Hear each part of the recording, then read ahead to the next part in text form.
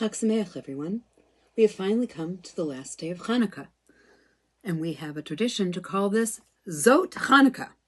This is Hanukkah, which comes from the readings that we have been reading, the additional readings that we've been reading about Hanukkah each day.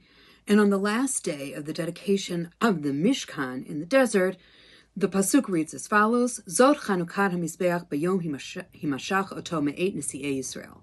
And this was finally the dedication of the altar on the day that they anointed it from all the chieftains or the princes of Israel, from all the tribes. And it's repeated again a couple pasukim later. Zot Chanukah HaMizbeach Acharei Himashach Oto. And this was finally the dedication of the Mizbeach. So when we use this term, Zot Hanukkah, this is now Hanukkah, it kind of begs the question, what have we been doing for the past 7 days? I thought it was Hanukkah 7 days ago. So why only today are we calling it Zot Hanukkah? This is Hanukkah.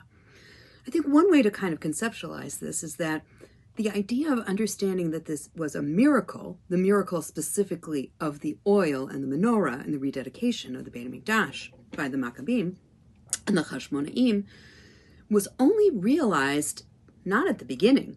They did not know on the first day that it was a miracle. It took a while to realize that this was a miracle. It took those 8 days to kind of understand that now it's Hanukkah. Zot Chanukah Habayit. Now we have actually dedicated it, and here is also the miracle. It also lets us kind of think about exactly how we think about miracles. Miracles can come in two forms, at least in our tradition. We have ones that I call in-your-face kind of miracles, let's say splitting of the Red Sea or the 10 plagues.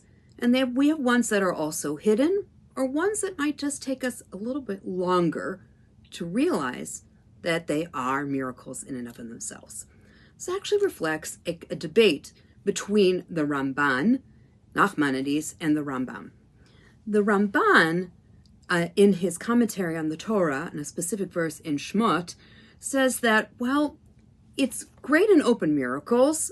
One can also understand that they're hidden miracles. But what he seems to emphasize is that you have to recognize that everything in the world around you is completely miraculous. Everything is miraculous, to have that kind of sensitivity. Now the Rambam, however, Maimonides, in his treatise on the resurrection of the dead, his Igrot al Techiyat HaMeitim, writes, well, you are really not totally understanding things if you think that everything is a miracle. To kind of paraphrase from the Incredibles, if everyone is special, no one really is. If everything is miraculous, then maybe nothing is miraculous. And what he seems to want to emphasize is that if you understand science and the nature of the world, then you understand that there are things that are going to be part of the natural order. And that's the way that God set it up. They're not necessarily miracles in and of themselves. The world follows its natural order. Only those things that seem to supersede nature or go above nature would be considered to be miracles.